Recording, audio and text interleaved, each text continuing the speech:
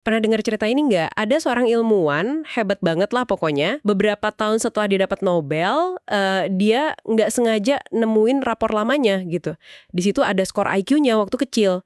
Dan dia kaget banget. Angkanya itu, ya ampun, kalau kata orang-orang sih kayaknya terlalu rendah gitu buat orang yang bisa capai prestasi setinggi itu. Dia bahkan sampai ngaku, coba aja dia tahu skor IQ-nya itu waktu muda. Wah, dia mungkin nggak bakal pede gitu, nggak bakal berani mulai karir di sains. Menarik banget kan? Jadi bikin kita mikir, sebenarnya apa sih arti skor IQ itu? Oke, mari kita coba bedah ya. Hari ini kita mau gali lebih dalam nih, pertanyaan yang sering banget muncul. Apa sih IQ itu? Dan sepenting apa sih skor itu? Apa ya itu nentuin potensi kita ke depan? Nah, sumber kita kali ini itu bab 9 dari buku penting karya Carol Dweck. Judulnya Self Theories. Kita bakal fokus ke inti argumen sama riset yang ada di bab itu aja. Betul, jadi tujuan diskusi kita kali ini ya buat ngebongkar konsep IQ ini. Kita lihat sejarahnya gimana, terus apa aja sih batasannya, dan yang paling penting nih, gimana pandangan kita pribadi soal kecerdasan. Apakah kita ngelihatnya sebagai sesuatu yang tetap, udah dari sananya, atau sesuatu yang bisa kita kembangin terus? Nah, pandangan ini ternyata menurut Dweck ngebentuk banget cara kita paham soal potensi dan pencapaian. Kita bakal lihat riset-riset kunci yang dikutip di bab ini. Kenapa ini penting buat Anda? Ya karena pemahaman ini bisa jadi mengubah cara Anda lihat diri sendiri dan tantangan di depan. Sip. Jadi siap-siap ya, mungkin bakal ada momen aha gitu pas kita bareng-bareng nyelamin apa sih kata penelitian soal ukuran kecerdasan yang sering banget dipuja-puja ini. Yuk, kita mulai dari awal. Balik lagi ke cerita peraih Nobel tadi. Kagetnya dia itu kan kayaknya nunjukin sesuatu ya soal asumsi kita tentang IQ. Ini langsung nyambung ke Alfred Binet, psikolog Prancis yang sering disebut bapaknya tes IQ. Nah, ini nih yang seru. Ternyata niat awal Binet bikin tes itu jauh banget bedanya sama gimana tes IQ dipakai sekarang. Kok bisa ya penemunya mikir A, tapi tesnya malah jadi B gitu? Ya, ini ironi besar sih emang. Menurut sumber kita, bab 9 buku Dweck ini, Binet itu ternyata penganut kuat incremental theory. Artinya, dia percaya kecerdasan itu bukan apa ya, bukan barang mati yang udah fix dari lahir, tapi sesuatu yang bisa tumbuh, bisa diasah, bisa berkembang, lewat pendidikan, lewat usaha. Dia bikin tes itu di awal abad 20 bukan buat ngasih label permanen ke anak-anak. Oh si A pinter, si B kurang gitu, bukan. Tujuannya tuh praktis banget dan humanis. Dia mau identifikasi anak-anak di sekolah Paris yang agak kesulitan belajar, yang butuh bantuan ekstra biar bisa ngejar teman-temannya, biar bisa berkembang gitu. Jadi tes itu alat diagnosa buat intervensi, bukan buat ngeramal nasib. Kesalahpahaman gedenya ya itu, pas orang mulai nyamain hasil tes yang ngukur skill saat itu sama potensi di masa depan, itu dua hal beda kan. Binet sendiri, kata Dweck, nentang keras penggunaan tesnya buat tujuan kayak gitu. Dia udah warning, jangan anggap skor itu ukuran kecerdasan bawaan yang nggak bisa diubah. Tapi ya, ironisnya, idenya malah kayak dibajak gitu. Apalagi pas tes IQ dibawa ke Amerika. Malah dipakai buat ngelompokin orang berdasarkan kecerdasan yang dianggap tetap. Kebalikan banget sama niat awalnya. Waduh, ironis banget ya. Alat yang tadinya kayak kompas buat bantu anak berkembang, malah sering dianggap kayak jangkar yang bikin potensi mereka mandek. Ini jadi inget deh, sering banget kan kita dengar orang bilang, oh dia mah emang pinter dari sononya, atau aku emang gak bakat di sini. Kayak udah final gitu aja. Sumber ini kan nekenin banget ya, kelirunya fokus ke pengukuran bakat bawaan ini. Dia kasih contoh bagus dari olahraga. Bisa dijelasin lagi nggak?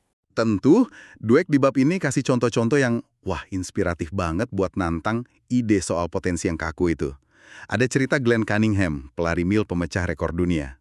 Waktu kecil, kakinya luka bakar parah banget, dokter bilang mungkin nggak bakal bisa jalan normal lagi. Kalau kita ukur potensi fisiknya waktu itu ya, pasti suram kesimpulannya. Tapi dia buktiin prediksi itu salah besar. Latihan, tekadnya luar biasa. Atau contoh lain, Pete Gray. Dia bisa jadi pemain baseball liga utama di Amerika. Padahal lengannya cuma satu. Coba dipikirin, secara objektif fisik awal, kayaknya mustahil kan? Tapi ya, lagi-lagi, potensi yang dia tunjukin itu jauh melampaui batasan fisik awalnya. Dweck pakai contoh ini buat nanya, kita kan nggak bilang diagnosis dokter buat Cunningham atau Gray itu salah. Kita tahu mereka ngembangin kemampuan mereka melampaui batas awal. Terus, kenapa kita kok eh obsesi banget gitu mau ngukur bakat atau potensi intelektual bawaan seolah itu cetakan yang nggak bisa diubah? Pertanyaan yang nusuk banget sih itu. Dan ini relevan buat kita semua ya nggak sih? Pernah nggak Anda, pendengar kita, ngerasa kayak dikekang sama angka? Entah skor tes, nilai, atau omongan orang soal kemampuan Anda. Rasanya argumen ini kuat banget ya buat nolak ide pengukuran potensi yang kaku itu. Terus kesimpulan risetnya gimana? Tes IQ ini beneran bisa ngukur potensi nggak sih? Enggak, kita nggak bisa benar-benar ngukur potensi intelektual seseorang secara akurat dan apa ya, final gitu. Apalagi cuma pakai tes IQ standar. Kenapa? Pertama, tes IQ itu sendiri ada margin kesalahannya, nggak bisa diabaikan. Kedua, dan ini lebih penting, tes ini cuma ngukur sebagian kecil banget dari kemampuan kognitif kita. Belum lagi faktor krusial lain kayak motivasi, kreativitas, kegigihan, kecerdasan emosi, adaptasi. Itu semua kan penting banget buat sukses di kehidupan nyata, tapi nggak keukur sama tes IQ.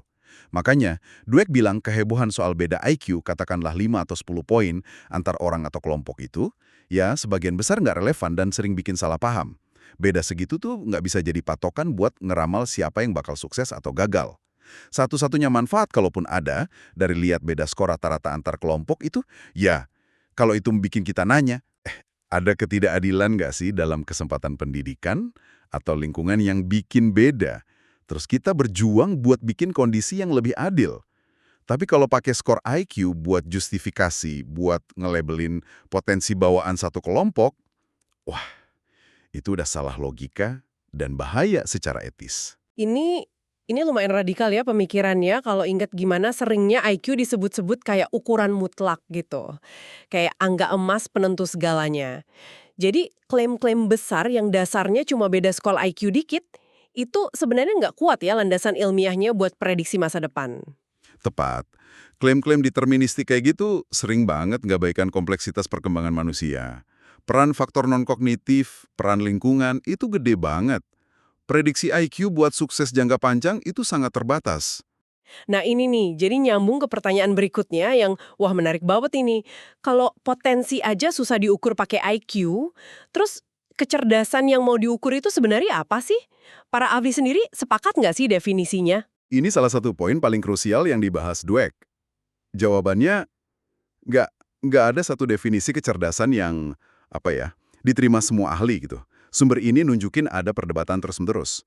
Kecerdasan itu murni kapasitas kognitif bawaan, kemampuan nalar, problem solving, belajar cepat, atau definisi kecerdasan itu juga harus masukin atau malah fokus ke aspek kayak motivasi, strategi belajar, kemampuan buat usaha keras, kegigihan pas hadapi sulit. Gimana tuh? Nah, disinilah konsep inti buku Dweck, self-theories itu, masuk banget. Riset yang dipaparin di bab 9 dan bab lain nunjukin sesuatu yang cukup mengejutkan.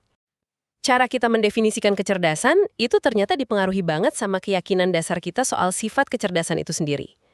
Apakah kita yakin itu tetap entity teori atau bisa dikembangin incremental teori? Coba kita bedah dikit ya. Jumlahnya udah segitu aja, nggak banyak berubah, mereka cenderung definisiin kecerdasan sebagai kapasitas murni. Yang menarik, riset nunjukin mereka mungkin nganggep orang yang bisa sukses dengan usaha sedikit itu malah lebih cerdas. Ingat contoh siswa A yang belajar keras sama siswa B yang belajar mepet tapi nilainya sama? Mayoritas penganut entity teori di studi itu, nilai siswa B yang usahanya minim lebih cerdas bawaannya. Buat mereka, butuh usaha keras itu malah bisa jadi tanda kapasitas bawaannya kurang. Gitu logikanya. Sebaliknya, orang yang anut incremental teori, yang percaya kecerdasan itu fleksibel, bisa diasah berkembang lewat belajar dan pengalaman, mereka definisiin kecerdasan secara beda. Mereka lebih lihat itu dalam konteks skill yang dipelajari, pengetahuan yang nambah terus dan yang penting banget, peran usaha dan strategi. Buat mereka, usaha itu bukan tanda lemah, tapi justru mesin buat ngaktifin dan numbuhin kecerdasan. Jenius sekalipun dalam pandangan ini, ya tetap butuh usaha, dedikasi, belajar terus buat bisa wujudin potensinya. Wah, ini benar-benar mengubah cara pandang ya. Jadi bukan cuma keyakinan kita, tetap atau berkembang, yang ngaruh ke reaksi kita pas hadapi tantangan, tapi keyakinan itu sendiri secara aktif ngebentuk apa yang kita anggap cerdas atau pintar. Jauh lebih dalam dari sekadar motivasi belajar dong ya. Ini soal gimana kita ngebangun makna soal kemampuan intelektual itu sendiri. Luar biasa sih ini. Persis, keyakinan dasar kita ini kayak kacamata yang ngewarnain persepsi kita, termasuk persepsi soal definisi kecerdasan. Makanya perdebatan soal definisi kecerdasan itu rumit banget ya, karena definisinya sendiri nggak lepas dari asumsi filosofis yang lebih dalam. Oke, terus kalau nggak ada definisi final yang benar, dan keyakinan kita ngaruh banget, apa dong implikasi praktisnya? Buku Dweck kan nggak nyari definisi final ya. Fokusnya apa dong? Betul. Dweck nggak fokus nyari definisi absolut. Pertanyaan di buku ini, khususnya di bab 9, lebih ke, pragmatis dan fungsional. Cara mikir mana sih entity atau incremental yang paling bermanfaat buat kita belajar, berkembang, ngatasi rintangan, dan akhirnya capai potensi kita lebih penuh. Nah, disinilah riset yang dia paparin ngasih jawaban yang lumayan konsisten soal konsekuensi dua pandangan ini. Percaya kecerdasan itu tetap entity view, itu cenderung bawa konsekuensi psikologis tertentu.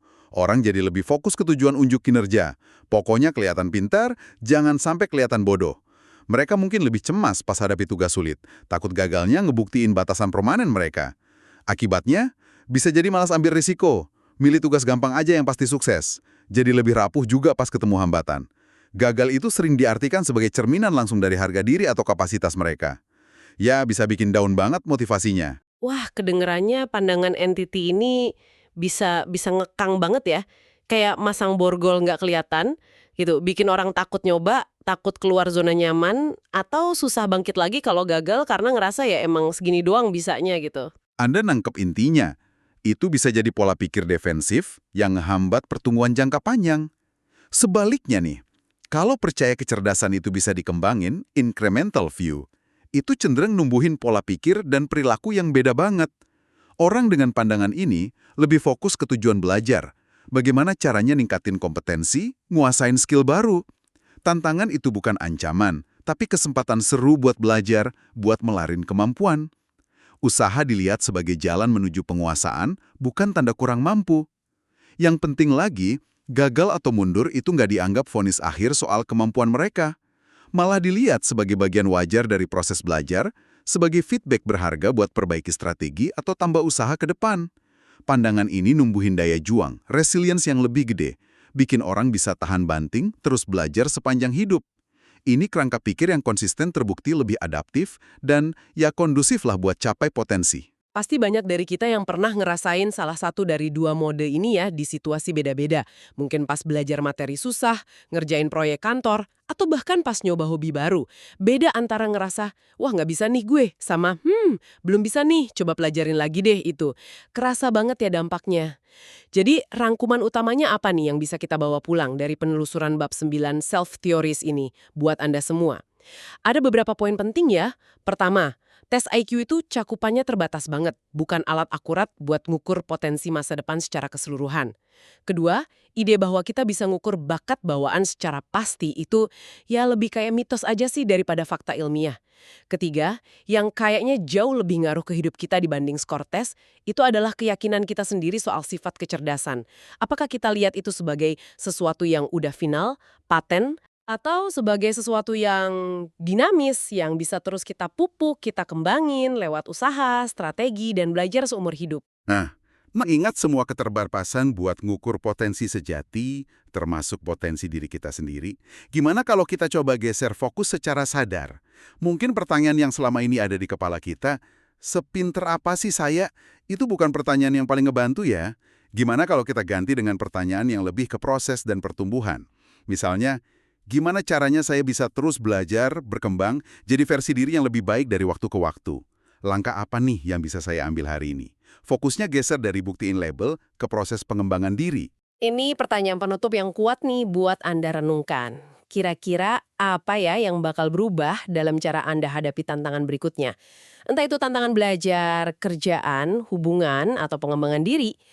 Kalau Anda secara sadar, penuh yakin, ngadopsi pandangan bahwa kecerdasan dan kemampuan Anda itu bukan tujuan akhir atau label yang rapuh, tapi sebuah perjalanan pengembangan diri yang dinamis yang terus berlanjut, gimana perspektif ini bisa buka pintu baru buat Anda?